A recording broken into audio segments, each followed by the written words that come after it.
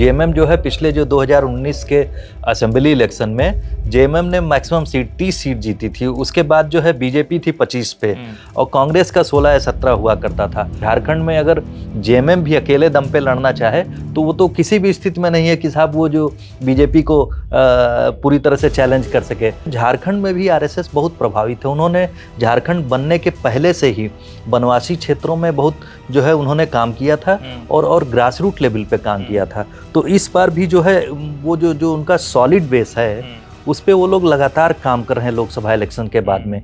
नमस्कार, पोल पंच में आपका फिर से स्वागत है। मैं आपके साथ हूं नरेश कोश्यारी।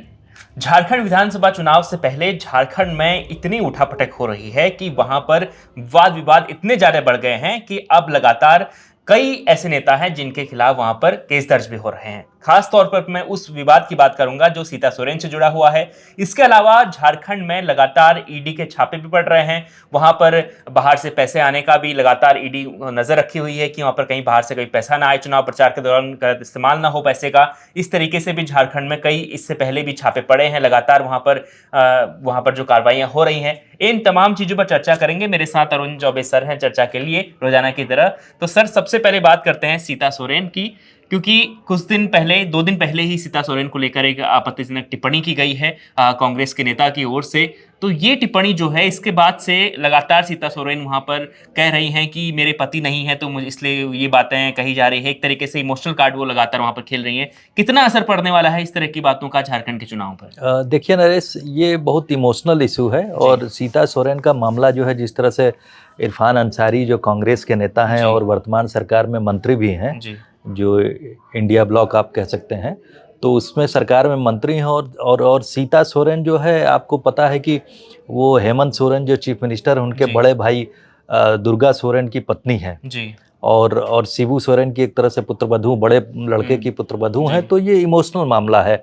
ठीक है, उन्होंने कुछ अपने पर्सनल रीजंस की वजह से जेएमएम छोड़ के जो है लोकसभा चुनाव लड़ा, उसमें तो वो नहीं जीत पाई, लेकिन इस बार जो है उनको जामतारा से असेंबली सेगमेंट से खड़ा किया जा रहा है। और 2 दिन पहले वो जिस तरह से उन्होंने एक्सप्रेस किया, अपनी पीड़ा को एक्सप्रेस किया पत्रकारों के सामने, वो एक इमोशनल इशू बन गया है। और मैं आपको बता दूं कि जिस तरह से उसके बाद उस बात को लेकर शिवराज सिंह चौहान, जो कि वहाँ के जो इंचार्ज भी है इस समय पूरा, वो और उनके साथ हेमंता बिस्वा शर्मा, 2 लोग जो बीजेपी की तरफ से इंचार्ज हैं झारखंड अफेयर्स को, पॉलिटिकल अफेयर्स को लेकर, तो उन दोनों ने भी अपनी सभाओं में उसको बहुत तेजी से उस मामले को पकड़ा और उठाना शुरू किया है। और उसके साथ में बीजेपी का जो एक नैरेटिव बन रहा है, मैं आपको बताऊं कि बीजेपी का नैरेटिव जो है रोटी माटी और बेटी जी। तो बेटी के सम्मान, यानी झारखंड की बेटी सीता सोरेन, जिस तरह से उससे इस इमोशनल इशू को जोड़ा जा रहा है।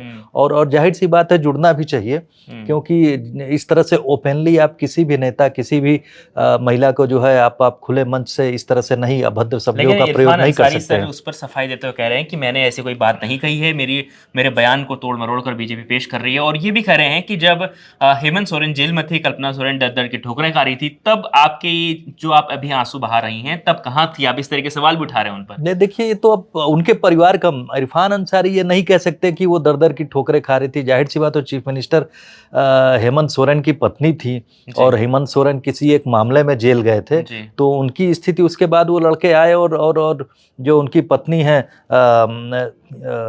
जो वो भी बाईपोल से जीत कर आई, तो वो लोग, उनकी बात दूसरी है। और दूसरी बात, अगर उनको सीता सोरेन और हेमंत सोरेन की बात कर रहे हैं, वो उनके परिवार का मामला है, उसको आप नहीं कर सकते हैं। दूसरी बात ये है, मैं कहना चाहूँगा, चूँकि इस समय झारखंड की राजनीति में जो है बांग्लादेशी इन्फिल्ट्रेशन का मामला चल गया है और वहाँ पर जो एक तरह से बीजेपी ने अपना नैरेटिव सेट कर लिया है कि कुछ कांग्रेस पार्टी हो या जेएमएम ने अफोर्ड कर, डेलिबरेट तरीके से, या यूँ कहिए कि उस इशू को नज़रअंदाज किया है कि जो बांग्लादेश के मुसलमान आ रहे हैं वहाँ पर, खासकर संथाल परगना, ऐसे तो पूरे झारखंड में इस समय कहा जा रहा है कि वो लोग काफ़ी संख्या में आके बस गए हैं वेस्ट बंगाल की तरफ से, और उधर संथाल परगना में काफ़ी कुछ वहाँ की डेमोग्राफी बदल गई है।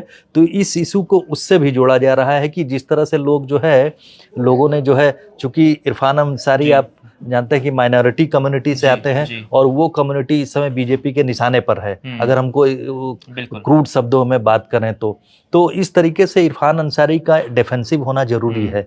और दूसरी बात ये है कि ये मामला जो है उस परिवार का है, बीजेपी इस तरह से घेर रही है कि ठीक है पॉलिटिकल डिफरेंसेज हैं, लेकिन हेमंत सोरेन का कोई बयान ना आना, उनके परिवार की एक सदस्य हैं, उनसे अलग जरूर हैं, लेकिन सम्मान, परिवार का सम्मान तो एक साथ होता है। महिला का अपमान झारखंड की 81 सीटों में से कितनी सीटों पर जेएमएम को नुकसान पहुंचा सकता है आपके हिसाब से? देखिए, मैं तो ये कहूंगा कि बीजेपी जिस तरह से एग्रेसिव है इस समय, और उन्होंने अभी मैंने जो रोटी माटी और बेटी, तो माटी मतलब वहाँ की जो जमीनी हकीकत के साथ में जुड़े हुए मुद्दे हैं, और बेटी का मामला ही है वो पूरी तरह से जो है झारखंड की बेटी भी हैं, ट्राइबल समाज से आती हैं। वहाँ पर आपको बता दूं कि बीजेपी जिस तरह से 5 सीटें लोकसभा में जो है ट्राइबल वाली जो एसटी सीट्स हारी थी, उसके बाद से उन लोगों ने उन सब सीटों की भरपाई करने के लिए, जिस तरह से उन सीटों की भरपाई करने के लिए इमोशनल कार्ड खेलना शुरू किया है, क्योंकि आप देखेंगे कि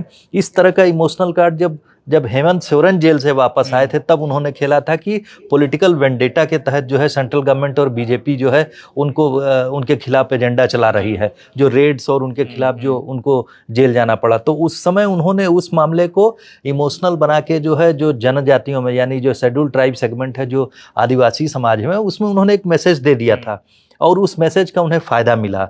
अब उसके इस समय दोबारा बीजेपी को उसकी काट खोजनी थी, तो उसमें उन्होंने ये सीता सोरेन वाला मामला जोड़ा है, जिसको लोग कह रहे हैं कि अब जो इंडिया ब्लॉक की जो लंका जो है, सीता के अपमान से जो वो रावण के साथ, लंका के साथ जो उन लोगों ने एक पैरोडी सेट करने की बात कही है, वो खास वो तो दूसरा मामला है। इसको एक बड़ा मुद्दा बना चुकी है। जी हाँ, जी, बीजेपी बना पाएगी नहीं बना पाएगी। लेकिन सर एक बात यहाँ पर यह है कि झारखंड में हम देख रहे हैं कि हेमंत सोरेन की पार्टी जेएमएम वर्सेस बीजेपी, सीधे तौर पर यही है, इंडिया ब्लॉक लड़ रहा है, उधर बीजेपी है।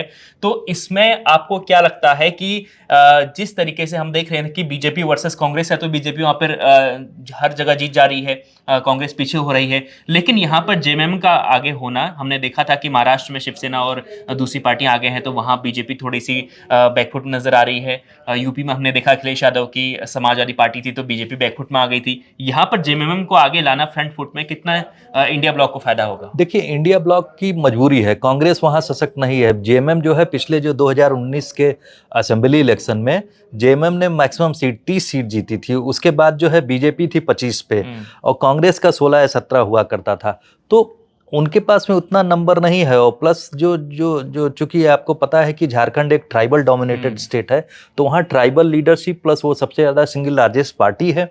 तो इस स्थिति में उनको कांग्रेस को ज़्यादा फायदा होता हुआ मिल रहा है, और इस तरह से अगर वो अलायंस बना के चलते हैं तो बेहतर स्थिति में नजर आते हैं। साथ में आपने देखा आरजेडी और लेफ्ट के साथ में अलायंस करके वो लोग एक पूरा, उन लोगों ने अकेले दम पे अगर बीजेपी के साथ कांग्रेस लड़ेगी तो उस स्थिति में नहीं है। इवन आप यूं कहें कि झारखंड में अगर जेएमएम भी अकेले दम पे लड़ना चाहे तो वो तो किसी भी स्थिति में नहीं है कि साहब वो जो बीजेपी को पूरी तरह से चैलेंज कर सके। तो जो इंडिया ब्लॉक का कोएलिशन है वो इन सब जो कोएलिशन के साथ में उसकी शक्ति है, आइसोलेशन में वो लोग नहीं लड़ सकते हैं। और बीजेपी ने भी ये देखा, बीजेपी की भी मजबूरी रही, अदरवाइज पिछली बार उन्होंने अकेले चुनाव लड़ा, उसका परिणाम ये हुआ कि वो सेकंड सिंगल लार्जेस्ट हो गए। उसके पहले वो लोग सत्ता में जरूर थे, तो उन्होंने एजेएसयू, जो सुदेश महतो की वहाँ की पार्टी है, सुदेश महतो रांची के बगल में एक सिल्ली जगह है, वहाँ से आते हैं, वहाँ से एमएलए भी लगातार हैं और लगातार सरकारों में मंत्री भी रहे हैं।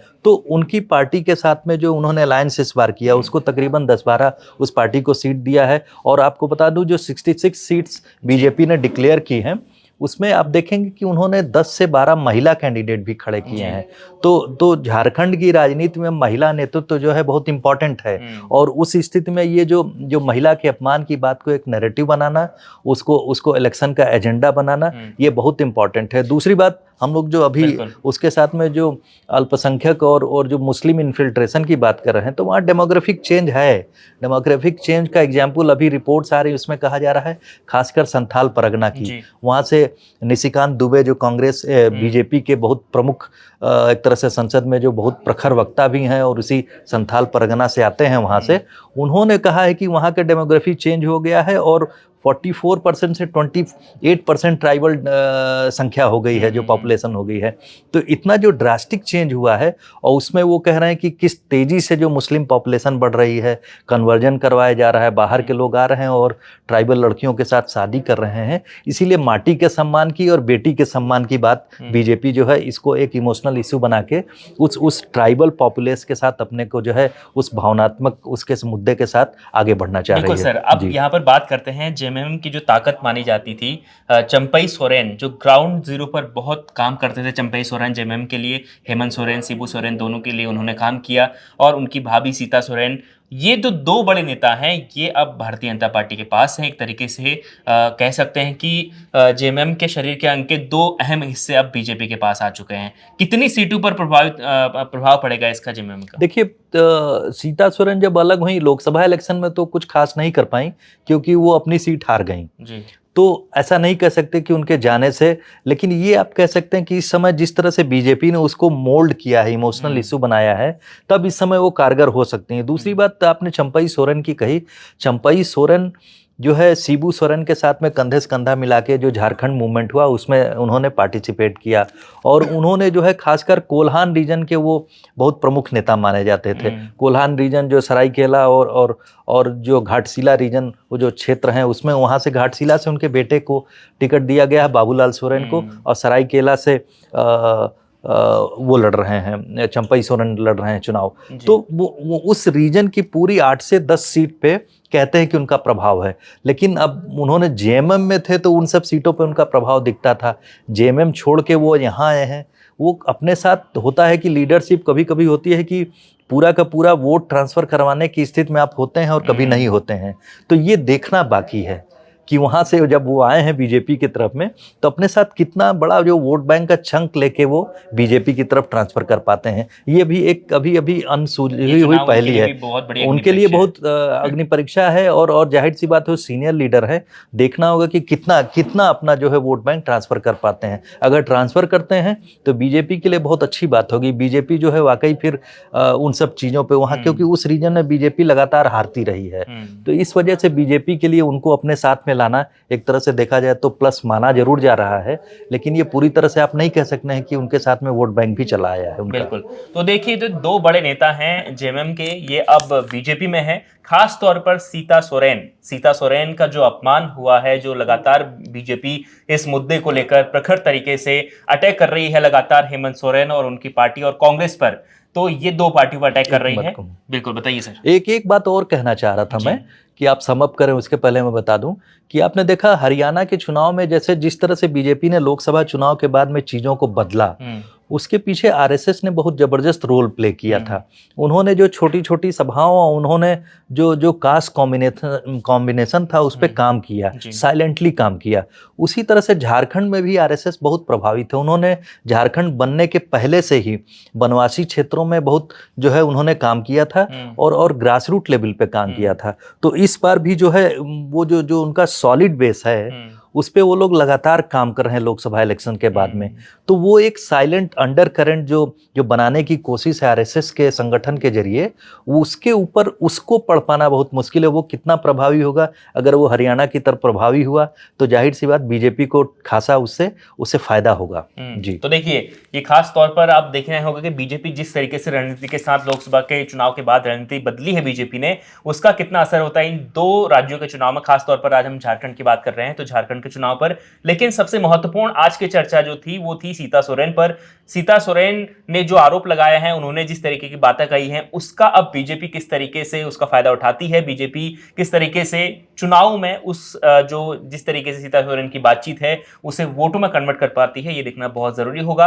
और जो दो बड़े नेताओं की हम चर्चा कर रहे हैं, चंपई सोरेन और सीता सोरेन, ये कितना डैमेज करेंगे जेएमएम को, ये भी इसके लिए भी हमें भी चुनाव का इंतजार करना होगा। अगर आप झारखंड के हैं तो आप अपने इलाके में, आपके इलाके में क्या चल रहा है, किस नेता की हवा चल रही है, कौन सी पार्टी आपके इलाके में आगे है, और कौन सी पार्टी का प्रत्याशी को समर्थन वहां पर ज्यादा मिल रहा है, कमेंट कर जरूर बताएं। और ये जरूर बताएं कि आप किस इलाके से हैं, ये अपने इलाके का नाम जरूर मेंशन करें, ताकि हमें भी पता चल पाए कि हमारे जो दर्शक हैं वो कहां से हमें देख रहे हैं और वो अपनी बात किस तरीके से कह रहे हैं, ताकि आगे आने वाले पोल पंच में हम उनकी चर्चा भी कर पाएं।